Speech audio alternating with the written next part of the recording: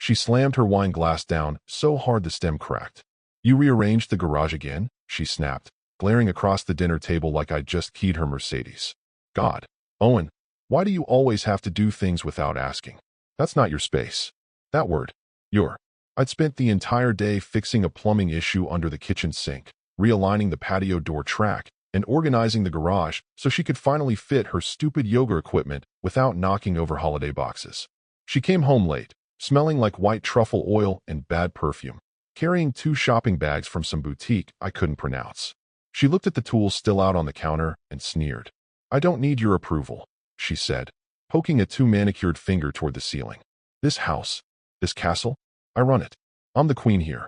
I didn't argue, just stared at her for a moment, like you might study a spider crawling across your windshield while you're parked. Then I wiped my hands with the dish towel, folded it slowly, and walked upstairs. What are you doing? She called after me, annoyed but not really curious. I packed light. Just a few clothes, my spare keycard, and the folder from the fireproof lockbox in my office drawer. As I zipped the bag, I could still hear her clanking dishes like some petty court jester rattling for attention. I walked past her in the kitchen. Are you serious? She barked, wine bottle in one hand. Where are you going now? Oh, I forgot. You need a break from being emasculated by your terrifying wife, right? I smiled, but it didn't reach my eyes. Enjoy the castle. And I walked out. She didn't even follow. Probably assumed I'd be back once I cooled off. She had that smug little laugh she always used when she thought she'd won. You know the type. The kind of laugh that's less about humor and more about territory. But I didn't come back. Not that night. Not the next. And if you're still reading, take a second to subscribe. I know 90% of you just listen or scroll past. But if this story hits even a nerve, a sub keeps this team going. Really, that's how we keep these coming. Anyway, the next morning, she texted twice. So dramatic. And then, at least take the trash out before you storm off next time faced with tears of joy. I didn't respond. By the 3rd day, the text stopped. Dana was the kind of woman who treated silence like background noise. She was addicted to attention, fed by the responses she could pull like puppet strings. Whether they were adoring, angry, or annoyed didn't matter. She could handle a fight. But silence, that made her sweat. I stayed at a small corporate suite just off Lincoln Avenue, the one I used to crash in during late audits. It had a bad view, decent coffee, and, most importantly, privacy. The moment I walked in, I pulled the folder out of my bag. It was thicker than I remembered. Every page neatly clipped, indexed, and notarized. Property records, land transfer agreements, the trust papers, and, tucked carefully in the middle, the deed. She'd signed it. Years ago. One of those late-night refinancing things. I told her it was about better interest rates. Technically, it was. What I didn't tell her was that the new documents named the beneficiary of the home as a family trust, one my late aunt had established decades earlier for future educational and philanthropic interests. I was the trustee, sole trustee. She thought we co-owned the house. She never read the fine print. She never read anything that didn't flatter her. She also never asked why the property tax notices came in my name, or why she never had to sign any of the HOA paperwork, or why she never met the notary I always brought in on Tuesdays when she had her book club at the spa. No, Dana was too busy curating her brand.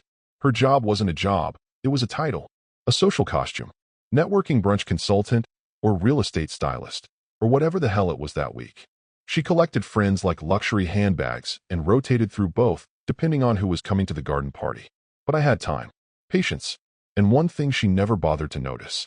I listened, and I planned. She wanted a castle? She could have it. But the land it sat on, let's just say, some kings don't need a crown. They just need the title buried on page 9 of a quietly revised deed. The apartment was cold and smelled like printer toner and lemon disinfectant. Not homey, but functional. I like that.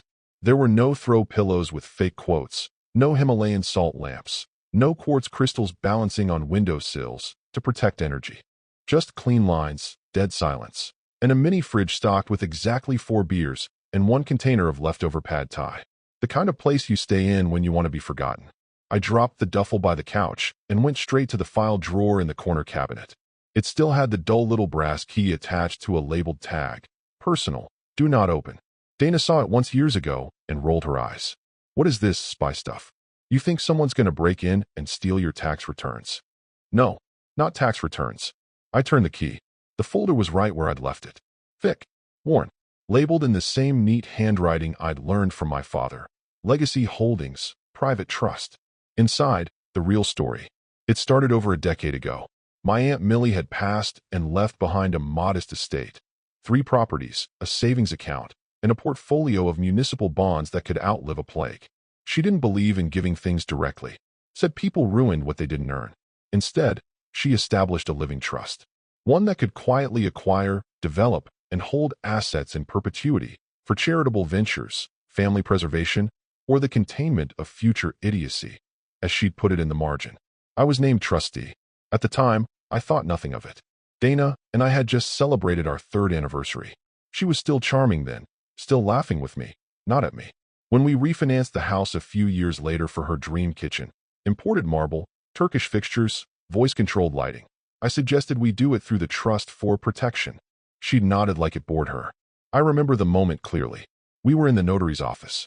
She was tapping through her phone, half listening, scrolling Instagram while I explained the benefit of separating liabilities. The notary handed her the pen. "You'll want to initial here," I'd said, pointing to the line next to the clause marked residency waiver, non-beneficiary spouse. She didn't blink. Signed it. Initialed twice. Just like that, she relinquished all claim to the property should the trust ever reclaim it based on abuse, mismanagement, or abandonment.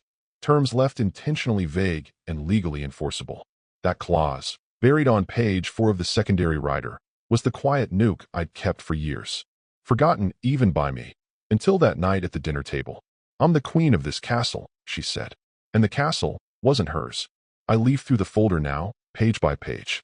The survey maps, the notarized sign-offs, the amendment I filed after she skipped 3 HOA meetings and lied to the committee about my availability. There was even a statement from the landscaping company about her verbal abuse when they trimmed the hedge too close to the fountain. She called it constructive feedback. They called it profanity. That mattered now. All of it did. See, when you deal in image, when your entire persona is built around being untouchable, you forget to check who holds the floor beneath you. Dana thought control was volume. Whoever shouted loudest, posted fastest, dressed best. But power? Power is a stapled document in a beige folder no one notices. Power is control of the dirt, literal control, underneath your so-called throne. I put the folder down and opened my laptop. Logged into the Trust Secure portal. Clicked through to Property Actions. Initiate, Reclamation Inquiry, Parcel 107B. Reason, Hostile cohabitation/abuse of trust, terms/non-beneficiary overreach. Submit. The screen flashed. Request acknowledged. Then a familiar chime from my phone. New email from the Trust's legal team. Next steps initiated. Shall we contact the consultant? Yes. Carolyn. I hadn't spoken to her directly in years, but she was still listed as the Trust's property transition agent, a certified relocation coordinator, former real estate developer, and once upon a time, Dana's childhood friend. Oh, the irony. She'd understand the poetry of it. But more than that, she knew how to turn a transition into a spectacle. Quietly, surgically, but with impact. I cracked open one of the beers. Leaned back. Let the first sip linger. It wasn't revenge. Not yet. It was something else. Preparation. The coffee shop was too nice for the hour. Tucked behind a bank and a law office, the place stayed open late for private clients. The kind who didn't wear name tags or order anything with whipped cream. Carolyn was already there, back booth, sipping something dark and unsweetened, just like always. Her blazer was midnight blue, subtle pinstripes, the kind of professional that made people second-guess if she was someone important. And usually, she was. She didn't smile when I sat down, just nodded once and reached into her leather tote. I pulled the parcel map, she said, sliding it across. Lot 107B is viable. The split would be clean. Main structure left intact. Detached structure becomes independent property. Technically, if you wanted to, you could divide the garage into a second unit. I smirked. I'm not that cruel. She raised one eyebrow. A detached garage with its own utilities and its own driveway? You could make her Airbnb her old laundry room. Now I smiled. Not because I would, but because the idea that we could was enough. She leaned back. So, she said it. Called herself queen of the castle. Carolyn gave a short exhale through her nose. Almost a laugh, but not quite. That tracks. You know her, I said. She didn't flinch. Knew her. There was a pause. Neither of us spoke. We just listened to the whir of the espresso machine and the occasional clink of a ceramic mug behind the counter. You still think about that weekend? I asked. She looked away for a second, then nodded. Sometimes. More now. Dana had burned Carolyn out of her life back in their 20s. They were best friends until a wedding in Mexico. Carolyn's, not Dana's. Dana had made a toast halfway through the reception that was surgical, smiling on the outside, but brutal under the words. To the couple who proves love doesn't need passion, or chemistry, or fidelity, just matching shoes and a shared mortgage. That night, Carolyn's husband admitted he'd slept with Dana, twice, long before the wedding, but still. Carolyn filed for divorce 2 weeks later. Moved cities. Rebuilt. Dana never apologized. She said it was just words, that Carolyn was being dramatic. Never admitted the affair. But she knew. And Carolyn knew she knew. Which is why Dana never brought her up again. You sure you want to do this? Carolyn asked now, her voice low and even. Because once this starts, she's going to spiral. And people will notice. That's the point, I said. She built a life on image. Let's see what happens when the scaffolding comes off. She tapped the folder again. We'll need the occupancy logs, if you want to trigger the clause. I have the contractor lined up for the survey. I'll submit notice with the city tomorrow. I already logged the request, I said. The legal team sent the acknowledgement this afternoon. She nodded. Efficient, not emotional. That's what I respected about Carolyn. She didn't do revenge for the fireworks. She did it for precision. She'll recognize you, I said, more curious than concerned. She won't believe it's me, Carolyn replied. She'll think it's a mistake, or some weird coincidence. That's the best part. I'll be standing there, clipboard in hand, and she won't process it. Not at first. She's always been good at denial. Until it's taped to her front door. We sat in silence again. There was nothing romantic about this. No old flame being rekindled. Just two people who'd once been burned by the same match and now had the patience to wait until the wind was right. Tell me something, Carolyn said finally. Are you doing this because of what she said at dinner? Or because of what she's become? I took a long sip of coffee before answering. I'm doing this because she thought it would never matter. Because she thought being cruel was consequence-free. Because she assumed I was weak for staying quiet. She mistook silence for surrender. Carolyn's mouth curled slightly. Not quite a smile. More like recognition. She's going to unravel, she said. It won't be fast, but it'll be public. And permanent. That's the idea. She closed the folder and tucked it back in her tote. I'll see you on site. Thanks, Carolyn. She stood, paused, and looked at me one last time. Let her wear her crown, she said. We're just moving the ground underneath it. And with that, she walked out into the night. Controlled. Composed. Carrying the kind of power Dana never understood. Silent, sharp, and real. Dana posted a story that morning with the caption, Queen of the Castle Sparkles Nail Polish Pool Days, Power Tools, followed by a string of hashtags no one sane would use unironically. The camera panned over the water's surface, then cut to her sunglasses, martini glass, and some $300 candle she hadn't lit in 2 years. I watched the whole thing from the apartment's cracked vinyl sofa, sipping a black coffee and letting the bitterness settle on my tongue. She didn't see it coming. Of course not. She thought I was sulking somewhere in a Motel 6, licking wounds and fantasizing about reconciliation. Dana lived in a world where men acted out, then crawled back with roses and half-baked apologies just to get back into the bed they were being quietly exiled from. But I wasn't sulking. I was signing. The notice of reclamation was a one-page bullet. Dry, concise, utterly emotionless. Filed under Section 14 of the Property Trust, Residency Clause Violation. Language she'd technically agreed to years ago. The clause covered hostile cohabitation, reputational harm, and acts of verbal or psychological misconduct. Again, her signature was already on it. I didn't need to argue with her. I just needed a paper trail. And I had it. The landscaper's affidavit, detailing 2 separate incidents where she screamed profanities in front of contractors. The HOA letter she ignored, then publicly mocked in a Facebook group. A printed screenshot of her tweet saying, Honestly, husbands are just extra weight after the mortgage clears. Her Queen of this Castle rant, transcribed from a voice memo I recorded that night at dinner. Not for revenge.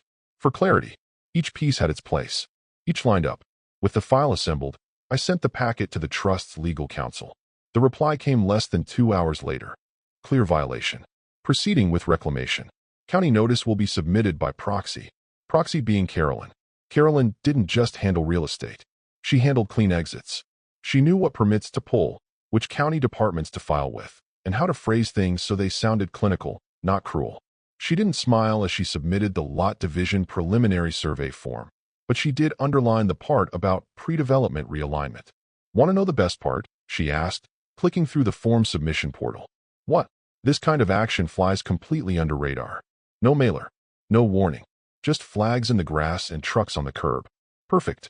Meanwhile, Dana posted 3 more photos that afternoon. One of the garden she never watered. One of the living room she hired someone else to decorate. And one of her in a silk robe with the caption, "Still waiting for the king to come crawling back. He's got 24 hours before I change the lock's face with tears of joy. Castle life. Sorry not sorry." She really thought she'd won. That's the thing about people like Dana. They build their entire self-worth on illusions. On applause. On the idea that being seen means being secure. But security doesn't come from clout. It comes from leverage. And she'd given me all of it in ink, years ago, while she was busy scrolling Instagram. So while she toasted herself with Rose, I finalized the final parcel boundary documents. Carolyn submitted the survey to the county clerk's office with the necessary certifications, using the trust designation. And just like that, her castle became 2 parcels. 2 legal entities, only one of which she had access to. It was surgical, quiet, legal, and irreversible. The best kind of revenge isn't loud. It's not a scream in the night or a door slammed in drama. It's the silence of a registered document entering a public record system. It's the stillness right before someone realizes they've been living in a house made of paper. Dana kept celebrating, throwing wine nights and inviting her vapid brunch squad over to gawk at her new patio umbrellas. She was, as always, too busy performing to look down at the floor. And why would she? Queens don't worry about dirt. They just forget someone else owns it. The sound was wrong. It wasn't the hum of sprinklers or the gardener's polite mower pass. It was deeper, industrial, tires crunching gravel and low voices moving with purpose. Dana stirred awake in our California king alone, sun bleeding in through the blackout curtains she insisted on installing. She squinted at the time, 7:13 a.m. Another low metallic clank, a sharp beep, then the high-pitched drone of a laser-level cutting across the still air. She bolted upright. From the bedroom window, she saw the first vest, orange, neon, reflective, disappearing around the side yard. Another followed, marking something with white spray paint on the brick pavers. One knelt down near the foundation. What the? Barefoot and pissed, she yanked on her robe, black satin with gold embroidery that said Queen across the back, and stomped downstairs, nearly slipping on the marble because she'd spilled wine there last night and left it. Outside, it was already a small operation. 3 men from the surveying crew, 1 man operating a drone, another holding a tablet and adjusting coordinates. A fleet of gear stacked on the lawn. Long flags stabbed into the turf every 4 feet. "Excuse me," she barked, flinging open the French doors. "What the hell is this?" No one answered immediately. They weren't being rude. They were trained for this. Don't engage with irate residents during permitted work. They weren't even allowed to say much. One of them simply pointed. To her left. There, standing on the flagstone path that led toward the garden shed, clipboard in hand, mirrored sunglasses reflecting the rising sun, was Carolyn. Dana stopped. It wasn't just the shock of seeing her. It was the impossibility of it. The sheer, surreal wrongness of Carolyn. The same Carolyn she had excommunicated years ago, humiliated in front of mutual friends, erased from her life like a typo, now standing, calm and professional, in her backyard. What are you doing here?" Carolyn didn't flinch, just glanced down at the clipboard, flipped a page. Site marking for parcel 107B. Division process initiated. Division of what? This is my home. You can't just. Correction, Carolyn said, finally looking up. This is a property held in trust. You are a listed occupant, not an owner. The lot is being reviewed for division under applicable zoning statutes. Dana blinked. Neighbors had started to take notice. Mr. Henson from 2 doors down stood across the street with his morning paper half folded. The Wilsons were peering through their shutters. And Janice, the HOA president, was walking her ridiculous teacup poodle about 20 feet slower than usual. What kind of sick joke is this? Dana hissed. Carolyn flipped another page. Per Clause 4.2b, the trust reserves the right to reassess land utility and reclaim partial residency if terms are violated. You were notified by proxy. Dana's mouth opened, then closed. What proxy? Your husband. Or rather, your trustee. Dana stared at her. Then, suddenly, she tried to regain composure, pulled her robe tighter, smoothed her hair with a trembling hand. "This is illegal," she spat, though it came out more like a question. Carolyn didn't argue. She just turned to one of the workers. "You can mark the east boundary next." "Yes, ma'am."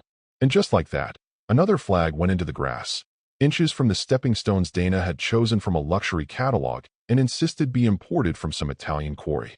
"You can't just walk in here with trucks and flags and pretend." "No one's pretending, Dana." The voice was quiet. Even. Carolyn hadn't raised her tone once. That somehow made it worse. She didn't scream. She didn't posture. She belonged there. And Dana, suddenly barefoot in a monogrammed robe with day-old mascara smudged under her eyes, looked like the intruder. She turned, slowly, taking in the flags, the survey gear, the drone now hovering above the pool. And that's when it happened. The moment. She realized this wasn't a prank. It wasn't a bluff. It was real. The foundation wasn't cracking. It was being remeasured. And Carolyn, the girl she once mocked for marrying down, was holding the clipboard. Dana tried to say something else. Maybe demand a lawyer. Maybe scream. But nothing came out. Just the hollow echo of metal stakes being hammered into her lawn. Dana's voice cracked as she tried again to find authority in it. "I demand to speak to your supervisor. Right now." Carolyn didn't laugh. That would have been easy, too easy. Instead, she maintained the same professional tone that, under different circumstances, might have been used to discuss escrow timelines or fence height ordinances. "I am the supervisor," she said coolly. She reached into her tote, an expensive-looking leather folio, monogrammed subtly, and removed a sealed envelope. Cream cardstock, stamped in clean black letters. "Trust notification, parcel 107B." She held it out. Dana didn't take it at first. She just stared at it like it might burn her hand. "This isn't happening," she whispered. Carolyn said nothing. So Dana snatched it, tore it open, and began reading. Her lips moved, but no sound came out. By the time she got to the bottom of the page, color was draining fast. Her hand trembled as she flipped to the second sheet, the one with her own signature at the bottom. The same signature she'd once slapped onto a stack of refinance papers without reading, in the middle of a lunch break because her nail appointment was running late. Right there, bold and legal and binding. Occupancy of parcel 107B is conditional upon beneficiary compliance. Reclamation rights reserved by trustee authority in the event of abuse, misconduct, or violation of property standards. Under that, Dana F. Sloan Oliver. Signed. Dated. Witnessed. Notarized. She stood there, papers fluttering slightly in the breeze, a stunned statue in slippers. From the corner of her eye, she could see the Wilsons across the street now fully out on their porch. Mr. Henson's wife had joined him on the lawn, pretending to water a plant that didn't exist. Janice had looped around for a second time, Poodle now being dragged by the leash as she stared openly. Dana had built her identity on curated impressions. She didn't love the house for what it was, but for what it said about her. The parties, the catered brunches, the sunset photos staged just so. And now, her performance was unraveling, live. "No one told me," she hissed, to no one in particular. Carolyn looked at her. "You were notified by marital proxy." It hit her again. That word. Marital. This wasn't some clerical mistake. This wasn't a city planning error or an overzealous contractor. This was Owen. He was behind this. Not yelling. Not throwing things. Just moving paperwork through the right channels while she filmed her skincare routine and posted cryptic quotes about letting go of toxic people. Dana turned on her heel, stormed back inside, and nearly slipped again on the slick marble floor. She fumbled for her phone, almost knocked over the designer fruit bowl she never refilled, and jabbed the screen until Owen's name popped up. The call went straight to voicemail. His calm voice played. "You've reached Owen. Leave a message." Beep. "What is this?" she screamed into the receiver. "What the hell are you doing to me?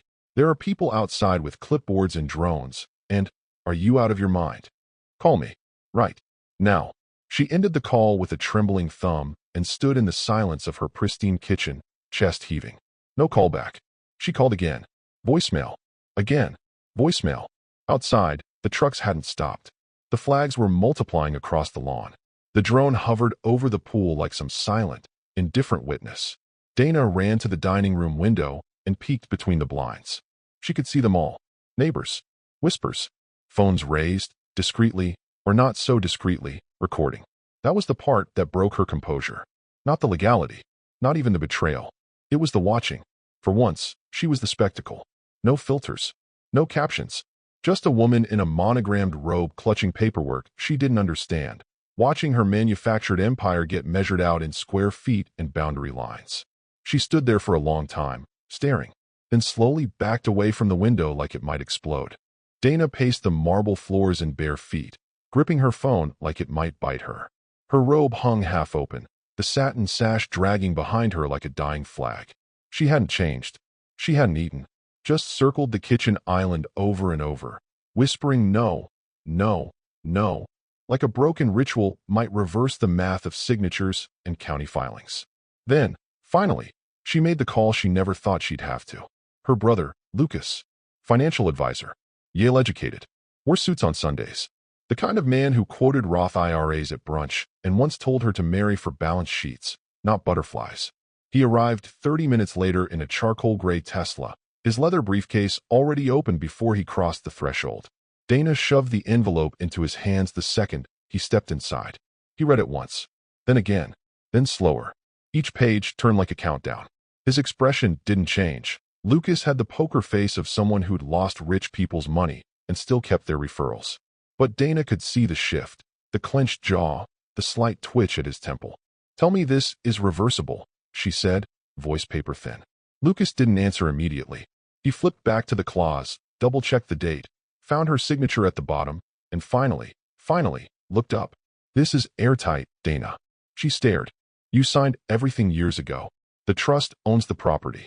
You're listed as a permitted occupant, not a co-owner. Owen's the sole trustee. That clause, this one right here." He tapped the page. "It gives him the legal right to initiate parcel reclamation if trust terms are violated." Her throat tightened. "But I didn't know what I was signing." Lucas tilted his head. "That won't matter in court." But he didn't explain it. "You initialed the waiver. In 2 places. With a notary present. There's a date stamp." Her voice cracked. "He tricked me." Lucas closed the folder with a snap. "He prepared. You ignored." She sat down hard on the edge of the kitchen stool, knuckles white against the marble counter. "What do I do?" There was a long silence. Lucas sighed. "Talk to him. Beg." Dana blinked. "Beg? Look, I hate to say this, but there's nothing I can do here. Nothing a lawyer can undo without triggering more action from the trust. If you try to fight this formally, he could accelerate the division, push for eviction, freeze the secondary assets." She swallowed hard. Lucas leaned in. "You underestimated him. You always did." That one stung. She pulled out her phone, hands shaking, pulled up Owen's contact. "Press call. Voicemail." She texted instead. "Owen, please. Can we talk? I didn't understand what I signed. We can fix this." No response. She typed again. "I'm scared. I feel like I'm losing everything. Please don't do this." Nothing. Lucas placed a firm hand on her shoulder. "Give it a minute." Then her phone buzzed. One new message. "Owen, just one sentence. You're not the queen of what you never owned." Dana's face froze mid-expression, like someone had slapped her across the soul. Lucas read it over her shoulder and said nothing. Because what could he say? The silence between them stretched until it no longer felt like silence. It felt like collapse. Lucas stood up, gathered his things. "You want my advice?" She didn't respond. "Start packing." Then he walked out, leaving Dana alone in her castle, which, legally speaking, wasn't hers at all. Dana wore lipstick to the mailbox. Full red, matte finish. The kind she used to call her war paint before HOA board meetings or charity auction nights. Back when people still copied her outfits, complimented her centerpieces, called her the face of the cul-de-sac. Now, she hadn't been tagged in a single brunch post in over a week. She stepped outside with the envelope from the trust still heavy in her robe pocket, pretending she didn't see Janice, HOA president and reigning neighborhood gossip, pretending not to see her from across the street. "Morning," Dana called, voice too bright. Janice didn't answer, just turned slightly, as if the sound came from somewhere else. Her poodle didn't even bark. Dana walked slower after that. She opened the mailbox. Catalogs, an appointment reminder, and a thin envelope with no return address, just to occupant printed on the front. Occupant. She stared at it longer than she should have. By that evening, the group text for the weekly wine night had lit up, without her. Even Megan, who once cried into Dana's shoulder over a botched Botox job, didn't so much as forward the invite. When Dana finally caved and asked if the location had changed, she got a single thumbs-up emoji. That was it. The nail tech she'd booked for 10 years suddenly had no availability until mid-May. Her hairstylist? Overbooked. Offered a junior stylist instead. Dana replied, "Is this a joke?" The response, "No joke. Just very full right now." That night, she checked her Instagram story views. Usually in the hundreds. Now, 34. And most of those were bots. The whispers had started. She knew that tone, how it shifted from envy to sympathy, from admiration to schadenfreude. The way women tilt their heads when they pretend to feel bad for you, but are secretly relieved it's not them. She recognized the shade in every glance now. The way people stopped calling her Dana from the club and started calling her the woman with the clipboard situation. But it wasn't just whispers anymore. It was isolation. It was consequence. Owen hadn't said a word since that one brutal text, but his presence hung over everything. It was like he'd weaponized absence, turned silence into pressure. And now, he scheduled a gate install. Not just any gate, one that would divide the shared driveway. Legally permissible, per the parcel changes. Carolyn had sent the work order through the proper channels. Dana saw it in the mailbox again, this time addressed to secondary occupant notification, pending access restriction. The rendering showed a wrought iron barrier that would cut her off from the main parking loop. The installation was already calendared. Tuesday, 10 a.m. She stood in the driveway for 20 minutes that morning, just staring, measuring with her eyes, wondering if she'd have to park down the street from now on, haul groceries in heels, cross her own front lawn like a trespasser. Worse, the installer had already come by for a preliminary assessment, marked the ground with chalk, left a neon orange tag on the sprinkler box, "Locate water main before excavation." She tore it off and threw it across the lawn like a toddler, then immediately regretted it. Because even her tantrums had no audience now. Owen had changed the locks on the community. Not just the house, her world. He hadn't shouted. He hadn't fought. He had simply shifted the boundaries. And people, real estate agents, hairstylists, HOA power moms, had adjusted like water around new stone. Dana sat on the steps with her phone in hand and stared at her contact list. Every name felt like a door she didn't have the key to anymore. She considered calling Owen again. She didn't, because deep down she knew he wasn't ignoring her. He was finished. The knock came just before noon. Firm, rhythmic, official in a way that chilled the air even before she opened the door. Dana stood frozen in the entryway, eyes darting to the mirror, checking her face. Not for beauty, but for dignity. Hair tied up, hoodie clean, no makeup, just tired. She opened the door halfway, half expecting a process server. Instead, it was a uniformed courier. "Mrs. Sloan Oliver?" he asked. "Yes," she replied, already lying, because legally, she wasn't. He handed her a certified envelope, had her sign a digital pad. Then he left without another word. Dana turned the envelope over. No return address. Just the emblem of the trust embossed in silver, clean, understated, unforgiving. She sat at the marble island, her throne, once, and peeled it open with trembling fingers. The first page was clinical. Notice of occupancy termination, parcel 107B. It read like a breakup letter from a robot. Per clause 4.2b, the trust is initiating final reclamation. Occupant is required to vacate the premises no later than 11:59 p.m. on the 30th of this month. Enclosed is a relocation stipend for your transition. We encourage your cooperation. The alternative is court-ordered eviction. Attached was a check. $8,000. Enough to move. Not enough to matter. There was no note from Owen. No gloating. No explanation. Just clean execution. Dana pressed the pages to her chest like that might anchor her breath. Her vision blurred. Her throat closed. And before she even realized it, she was on the floor, knees on the tile, sobbing into the silence of her oversized kitchen. She didn't cry like a woman wronged. She cried like a woman erased. She tried calling Owen again. Straight to voicemail. She texted. Nothing. She even left a voice memo. Her voice so cracked she barely recognized it. "Owen, please. Please don't do this. We can figure something out. I'll leave. Just not like this. Please don't humiliate me." Send. Then delete. Then regret. She didn't know what was worse, being ignored, or knowing he heard and simply didn't care anymore. Later that evening, she wandered upstairs in a haze. Walked into the walk-in closet she once paraded on social media as the best part of the house, and curled into the corner with her knees pulled to her chest. Surrounded by shoes she hadn't worn in a year. Bags she used more for show than for use. Silk blouses that still smelled like her favorite scent, now discontinued, like everything else that made her feel untouchable. She stared at the rows of organized vanity drawers until her eyes caught something unfamiliar. A square of color, taped to the edge of the mirror, crooked and intentional. A sticky note. She blinked at it, then crawled forward. It was written in Owen's handwriting. That careful, exact penmanship he always used when labeling shelves in the garage or making lists for travel. For words, "Castle's yours, but the land moved." That was it. No curse, no threat, no signature, just the truth. Dana sank onto the carpet, the note crumpling slightly in her hand. The castle, the house, the mirrors, the floors, the curated closet was technically still here. But the ground beneath it, the right to stay, the image she'd built, gone, shifted, sold, or subdivided. And she never even felt the quake. The glass walls of the conference room shimmered faintly as the sun crept higher. Morning light bounced off stainless steel carafes, polished legal pads, and a gleaming touchscreen display that showed one word in bold: Reclamation Phase 2, Parcel 107B. Carolyn stood at the head of the table. Crisp slate suit, hair pinned back, voice smooth but clipped. The kind of tone that made developers lean in and bureaucrats sit straighter. She flipped to the final slide of her deck. A drone image of the now-cleared property site. Lot lines redrawn. The perimeter fence already halfway installed. Pending final inspection, we anticipate a full green light for the subdivision permit within 60 days, she said. The existing structure is scheduled for demo and materials salvage. Design plans for the two-lot redevelopment are underway. The trust will maintain one lot as a transitional housing initiative under the Millie Sloan Foundation.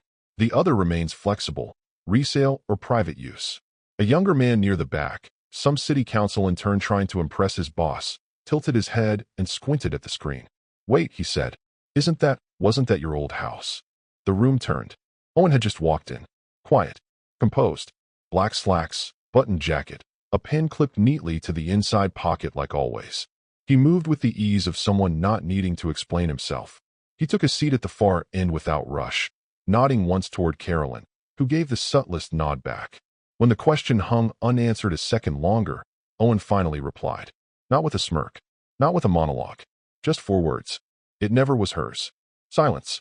The kind of silence that comes not from discomfort, but from acknowledgement. Everyone in the room understood what that meant. At least at some level. Carolyn clicked the remote. The screen went black. Meeting adjourned. Meanwhile, miles away, a window slid open just enough to let the dust seep in. Dana stood barefoot in a second-story rental unit just off Route 26. The blinds were bent in the middle from where the last tenant's kid had mangled them, and the carpet still held the faint sour smell of shampoo over bleach. No orchids in the foyer. No custom tile. No curated foyer candles. No ring. No captions. No audience. Her hair was pulled into a loose tie. The once pristine nails now chipped and uneven.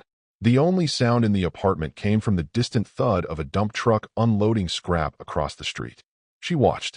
Across from her window, the lot she used to rule was now a stripped-down carcass of dirt and flagged markers. A fence bordered the south side. A portable toilet and a contractor's trailer sat where her garden fountain once gurgled. The slab of concrete that used to hold her sun's deck had already been broken apart. 2 men stood near the edge of the plot, pointing at a blueprint and laughing about something. She couldn't hear it. Didn't matter. She wasn't in the story anymore. She watched as one of the excavators pulled forward, its claw reaching down and tearing up what remained of the driveway tiles. The ones she'd flown in from a boutique showroom in Santa Fe. The ones she made Owen spend a weekend laying, so the neighbors would see craftsmanship. The claw didn't care. Neither did the wind. Her phone buzzed once on the counter. A notification. She didn't check it. Instead, she stepped back from the window and sat down at the edge of the rented sofa, legs curled under her like a guest in someone else's life. No one was coming to fix this. No one was calling her back. Outside, the machinery kept working. No judgment. No pause. Just methodical, steady progress over what used to be her kingdom.